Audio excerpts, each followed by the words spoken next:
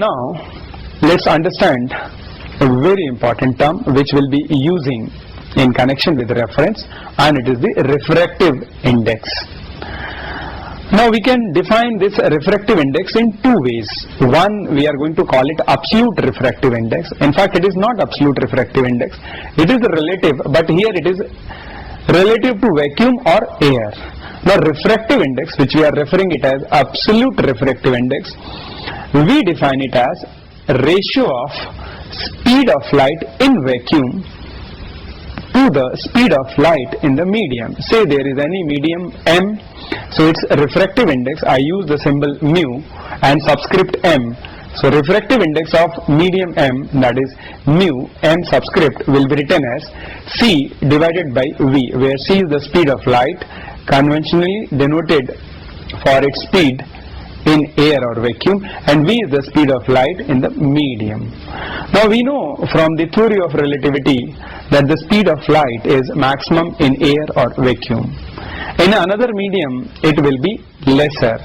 So we come to conclusion that a refractive index of any medium cannot be less than 1. There are two examples. Let's say glass.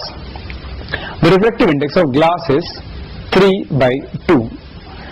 And there is one more common medium which we'll be handling in numerical problems, and it is water. The refractive index of water is 4 by 3. So refractive index of any medium is not less than 1. It will be always more than 1. For vacuum we can take it as 1, or for air we take it as 1. Now this refractive index, which is depending on the wavelength of light. So here we have a very simple relationship, and it's known as Cauchy's relation. This relation relates refractive index as a function of wavelength. So please have a look on the screen, and this relation is simply mu is equal to A plus B over lambda square, where lambda is the wavelength of light. A and B are constants known as Cauchy's constant, which depends on medium. That means the values of A and B will vary from one medium to another medium. The graphical variation of refractive index with wavelength is shown on the screen.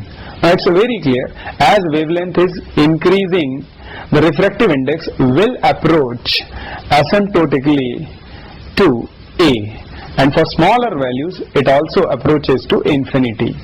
So that we can analyze mathematically also. Keep it in mind, this relation is very useful, known as Cauchy's relation. Now we move to the second category of refractive index, which we'll be manipulating in numerical problem. It is relative refractive index. The earlier one we have referred it as absolute refractive index, that is refractive index of any medium with respect to air or vacuum. Keep it in mind, the word absolute is not strictly valid, because that is also a kind of relative refractive index. Now relative refractive index, we define it as, first let's understand the notation. We'll be using mu as a symbol for refractive index, 2 and 1 as the subscript, 2 on the right hand side and 1 on the left hand side. Now when I say mu 2 1, that is the refractive index of 2 with respect to 1, it will be equal to speed of light in medium 1 divided by speed of light in medium 2. So we can write it as V1 over V2. Now this relation can be manipulated, and we can write a relative refractive index as a ratio of absolute refractive index.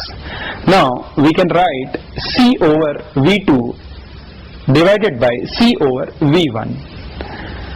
Now just now we have understood the definition of absolute refractive index, so this can be written as mu 1 over mu 2.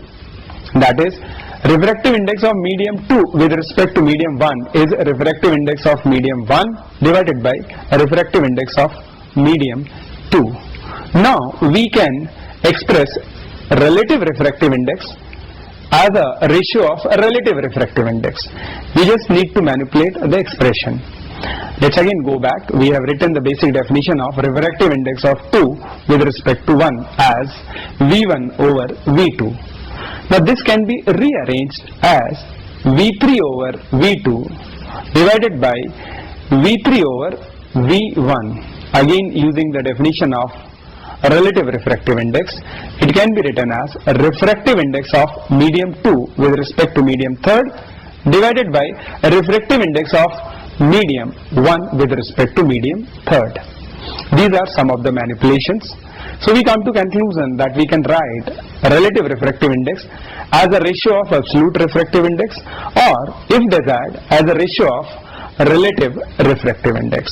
So we'll be manipulating in numerical problems, and wherever it will be required, we'll be using it accordingly. Now, one thing that we can see over here, that a relative refractive index of any medium can be less than 1. Now this refractive index is a very important indication. So here we come to know that how the speed is changing as it is entering from one medium to another medium. Now, having understood the basic phenomenon of refraction and this term refractive index, which is very well linked with the events of refraction, we enter into laws of refraction.